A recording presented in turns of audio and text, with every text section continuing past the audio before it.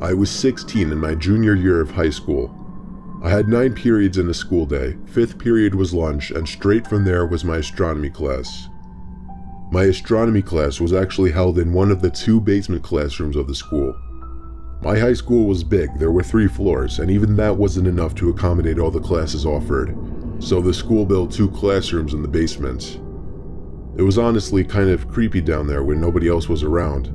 It used to be a janitorial area, however it was remodeled to better resemble a typical hallway. The only thing, there were no intercoms or loudspeakers down in the basement at that time. For that reason, no classes were held down there first period for the morning announcements. Everyone referred to this little section of the basement as the chamber, and everyone always tried to get classes down there just because it was air conditioned and the classes were typically easier. Plus it had its own bathroom down there. We had a quiz in astronomy that day. Usually I was one of the first done just because I found the class easy. After I finished my quiz, I texted my friend who was in the other basement classroom to meet me in the bathroom because I was bored. He told me okay. I walked out of the classroom and down the small hallway to the bathroom. A few seconds later, the door opened and my friend JJ entered the bathroom. We were joking around for a while until JJ checked his phone and said someone texted him saying the school was going on lockdown. We both looked at each other with the same grins. Neither of our teachers saw us leave the classrooms. That meant we had free range of the school while it was on lockdown. We agreed to sneak upstairs and look around the hallways just for the hell of it. The worst that would happen is that we'd explain how we couldn't hear the announcements in the basement classrooms. Upon opening the basement door to the main floor, we were surprised to find all the lights had been turned off, so the hallways were pretty much pitch black aside from the light pouring in from the doors in the lobby. This was legit because usually the lights were left on in the hallways during lockdowns. Something was going down, and we didn't know if we were even comfortable walking around now. JJ stepped out a little further into the hallway, and I followed suit. JJ then looked down the hall and said, "Who's that?" I looked, and emerging from the darkness was a man. At first we couldn't tell if he was a teacher or not, but as he got closer, we realized this guy wasn't dressed at all like any staff member. He was dressed like a bum. "Alright, let's go," I told JJ as we hurried back down to the basement. He surely saw us, whoever he was.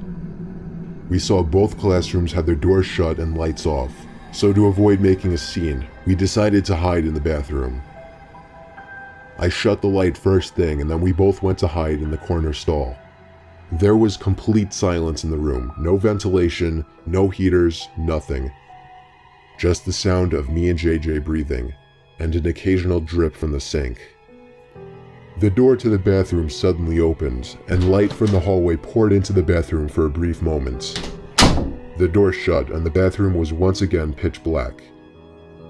Me and JJ tried our best to control our breathing. The room was so silent that we could hear somebody walking over to our side of the bathroom. The person stopped and started breathing really heavily, as if they were out of breath.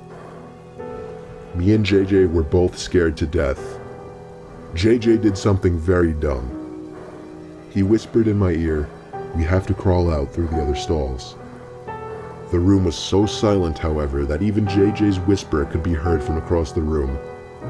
The heavy breathing outside the stall stopped, and the person tried pressing the stall door in.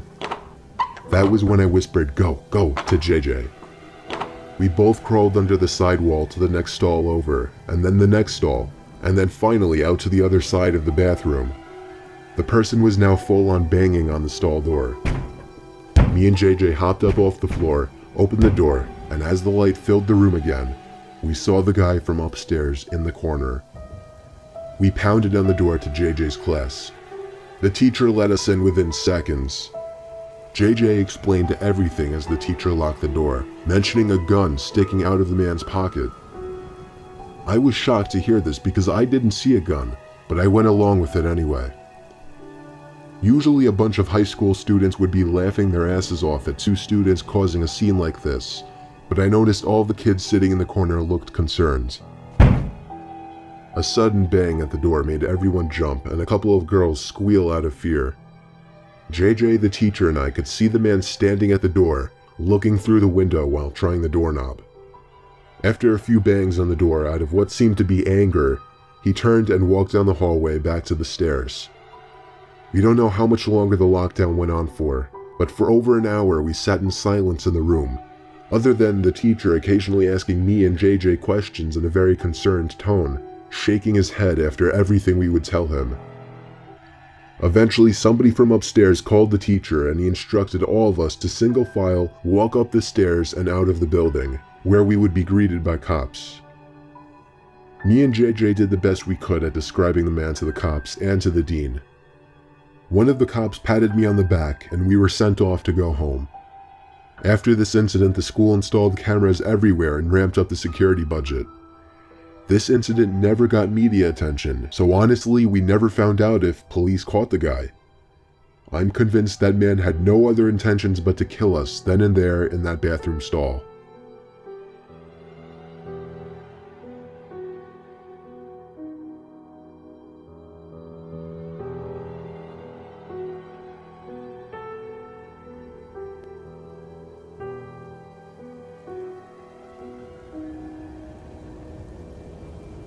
I'm a retired New Jersey police officer.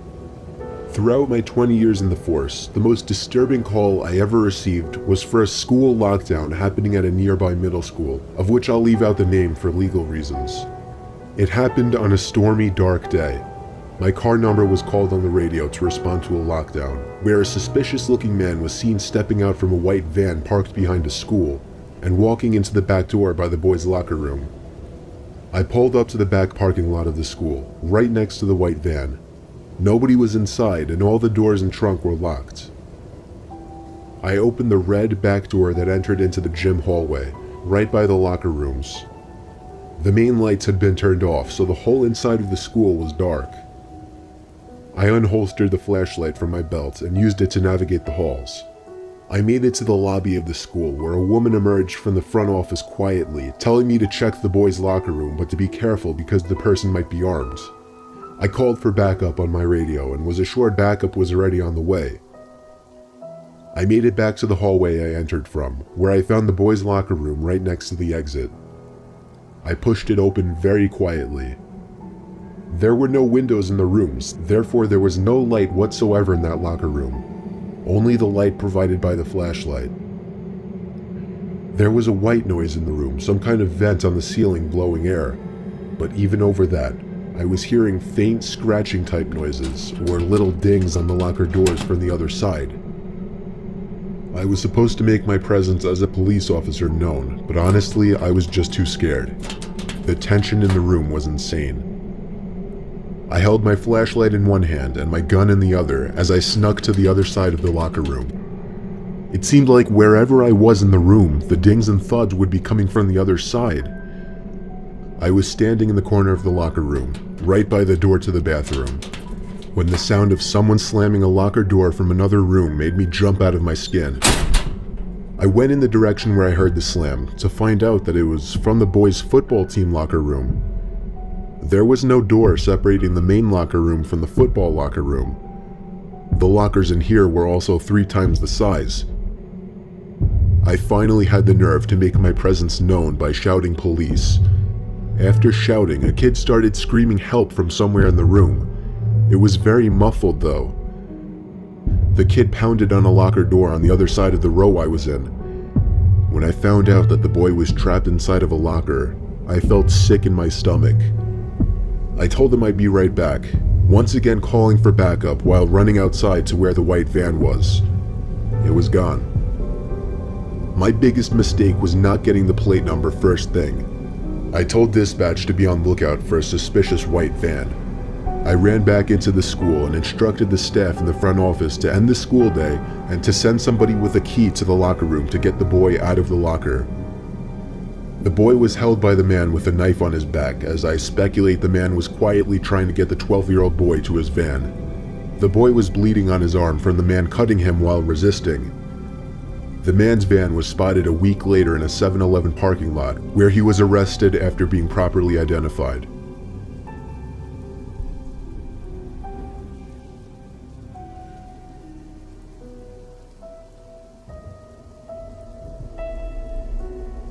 I was staying in a Hampton Inn in New Jersey when I was visiting Rowan University, a college I potentially wanted to attend.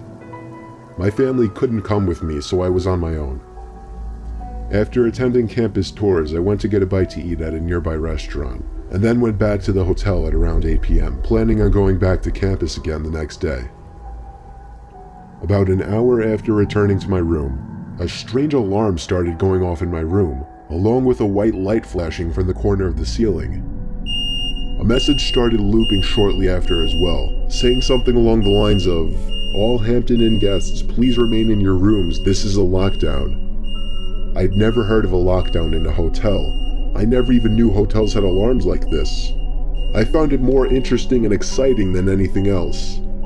Eventually the sound of the alarm stopped, but the light kept flashing, and every 20 seconds or so the message would repeat.